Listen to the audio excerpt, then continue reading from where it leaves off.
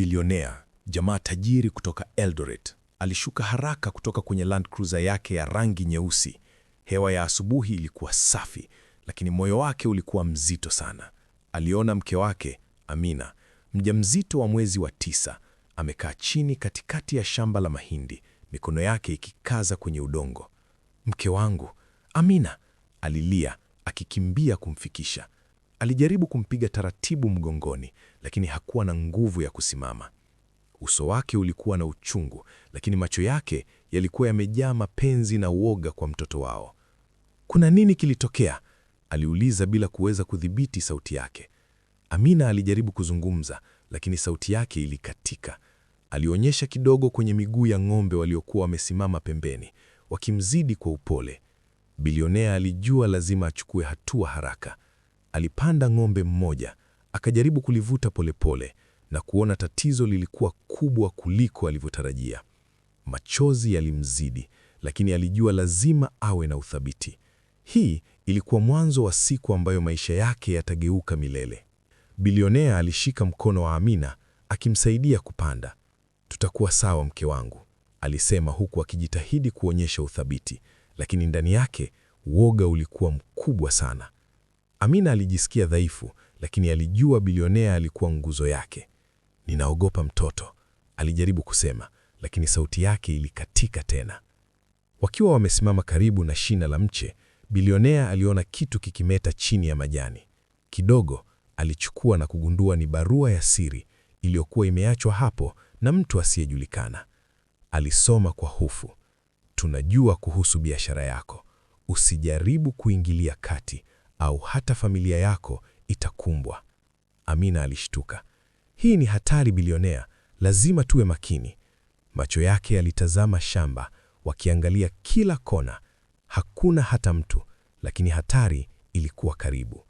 Bilionea alijua siku hiyo haitakuwa kama zile zilizopita. Shamba lilikuwa mwanzo wa hadithi ambayo ingeleta mabadiliko makubwa zaidi kuliko alivyotarajia. Wakiwa wamerudi nyumbani kwa haraka, bilionea aliweka Amina kwenye kiti, akimpa maji. Miezi ya ujauzito ilifanya mkewe kuwa dhaifu, lakini hakutaka kumfanya aone hofu yake. "Watoto watakuwa salama, lakini lazima tufanye maamuzi," alisema bilionea huku akimkumbatia Amina. Kisha alipanda juu ya balkoni ya nyumba yao ya kifahari kuona shamba lote. Kila kona ilionekana tulivu, lakini yeye alijua kuna siri zilizofichwa chini ya udongo. Aliamua kumpigia Simiu, rafiki yake wa muda mrefu ambaye alikuwa afisa wa polisi. "Simiu, kuna hatari kubwa shambani kwetu na familia yetu inaweza kuwa hatarini." Simiu alikubali kukutana nao. "Tutashughulikia bilionea, lakini lazima tuwe makini. Kuna watu wazito wanaofuatilia kila hatua." Hapo Amina alinyanyua mkono, macho yake yakiwa yamejaa machozi. "Sikujua maisha yetu yangeweza kuwa hatari hivi, na bado ninajua hatuwezi kuachana na shamba letu." Hii ilikuwa mwanzo wa mchakato wa siri, hatari na uchungu ambao ungejaza maisha yao yote. Simiyu alifika shuleni walipokutana. Alikuwa na uso mzito, macho yake yakionyesha tahadhari. "Bilionea, tazama hili. Hawa watu hawana uoga, wanajua kila kitu kuhusu biashara yako." Bilionea alijua kulinda familia yake kimsingi ilihitaji akili na ujasiri. Alikumbuka mapenzi yao ya zamani, mapenzi ambayo sasa yalipimwa na hatari halisi.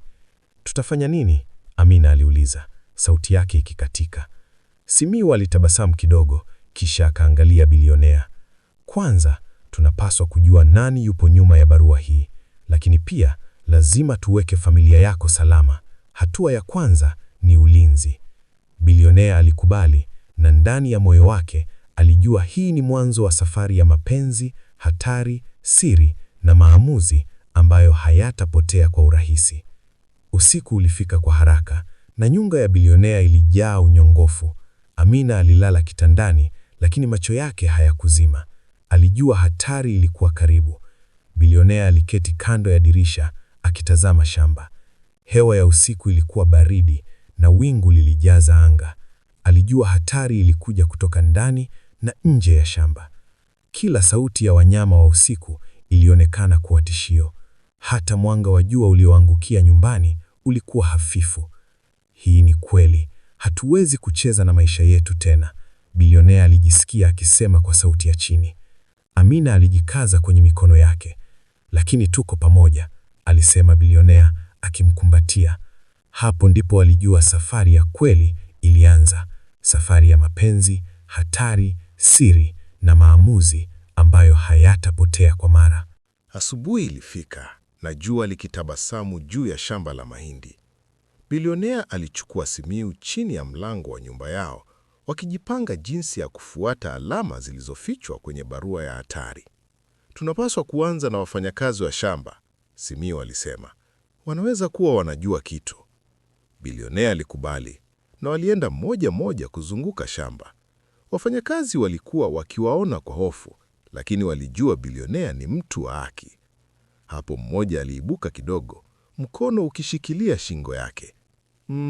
Mnaweza kusema kuna wageni walikuja usiku wa jana. Walitaka taarifa kuhusu biashara yenu, mfanyakazi alisema kwa hofu.